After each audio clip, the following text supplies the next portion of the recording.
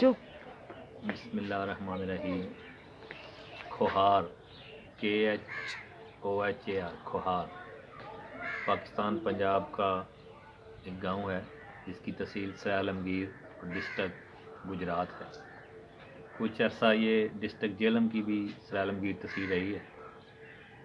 یہ دریائے جہلم کے کنارے واقع ہے، دریائے جہلم کی مشرقی طرف، اور اس گاؤں کی دوسری طرف نہر اپر جہلم ہے، اور مشرق کی طرف ہی رکھ پبی سرکار کی پہاڑیاں ہیں.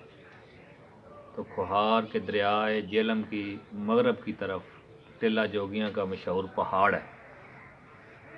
تو کھوہار کے دونوں طرف کس یہ ندی نالے گزرتے ہیں، خوبصورت منظر پیش کرتے ہیں. یہ ایک بہت ہی خوبصورت وادی ہے. یہ قبل مسیح گاؤں ہے. حضرت عیسیٰ علیہ السلام سے بھی یہ پہلے کا گاؤں ہے.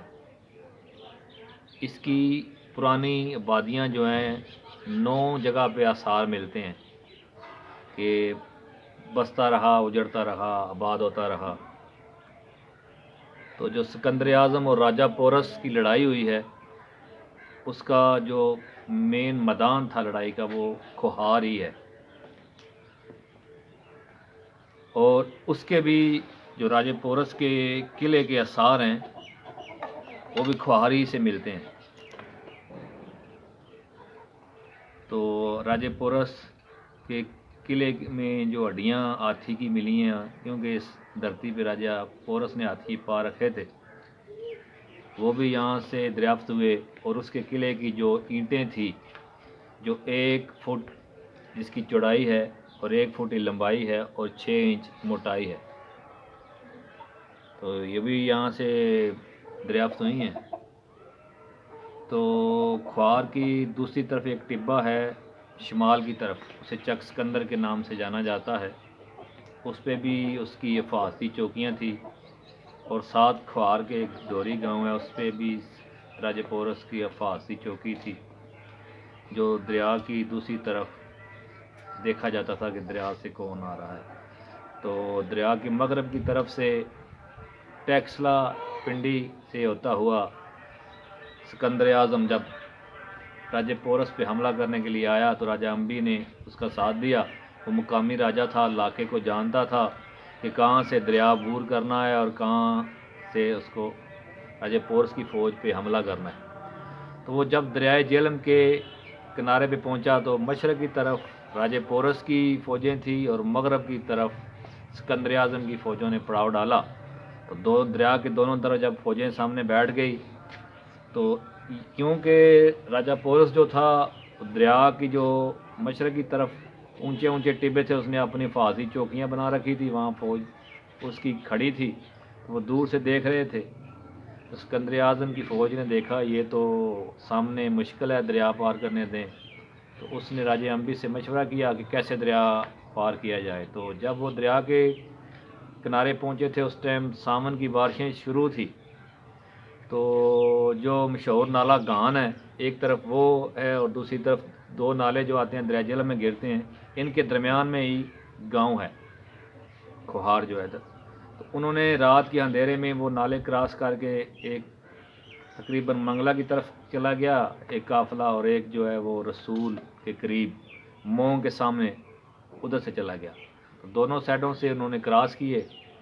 تو ایک جو مار کا مونگ ٹبے پہ ہوا، تو اسی طرح دوسری طرف جو ہے نروال والے وہاں بھی ایک ٹبہ ہے، وہاں سے ہوتے ہوئے جب قافلے ان کے یہاں پہنچے تو راجہ پورس کا جو کھوہار کا میدان تھا، اس میں اس کے ہاتھی تھے. تو اس ہاتھیوں کو انہوں نے تیر مارے، ہاتھی زخمی ہوئے اور اپنی فوج پہ چڑھ دوڑے.